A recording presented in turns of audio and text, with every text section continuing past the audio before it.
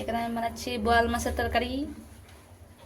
তেল দিয়ে দিয়েছি, তেল গরম হয়ে গেছে, এখন দিচ্ছি পেঁয়াজ।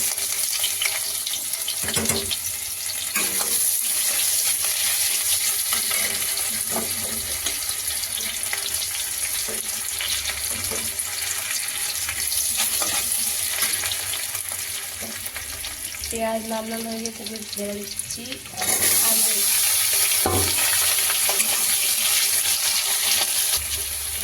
লবণ,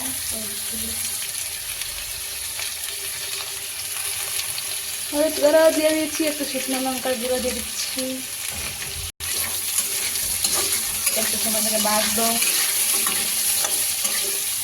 তো আলুটা আমি ভেজে নিয়েছি, এখন দিয়ে দেবো মশলা।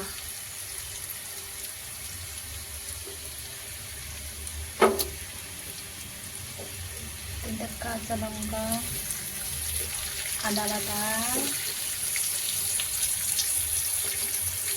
পেঁয়াজ বাটা,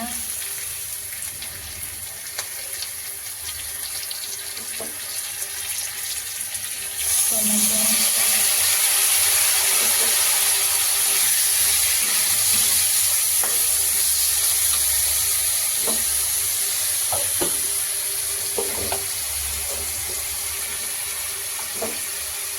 আবার একটু দিয়ে দেবো হলুদের গুঁড়া, জিরা গুঁড়া, ধনিয়া গুঁড়া, শুকনো লঙ্কা গুঁড়ো,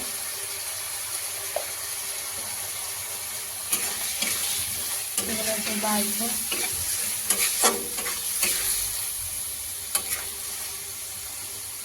আবার দিয়ে দিচ্ছি লবণ, আর লবণ দেবে না, অনেকে পরে দিতে পারি। ঝোল দেওয়ার পর আমি আগে দিয়ে দিচ্ছি। 2 মিনিট মশলাগুলো ভাজবো। মশলাগুলো সব ভেজে নিয়েছি, ভাজা হয়ে গিয়েছে, এখন জল ঢেলে দেবো।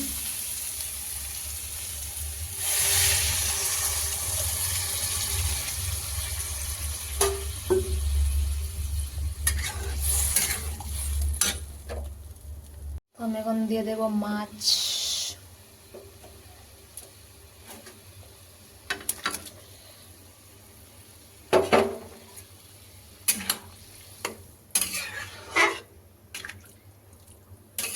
একটু সময় ঢেকে রাখবো।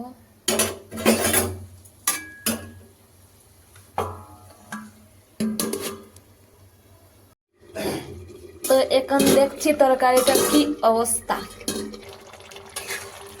আমার তরকারি হয়ে গিয়েছে, বোয়াল মাছের ঝোল আলু দিয়ে শেষ। আপনারা এরকম ঘরে বানিয়ে খাবেন, খেয়ে দেখবেন কিরকম। তো আজকের জন্য এখানেই শেষ। Tata, bye bye, good night.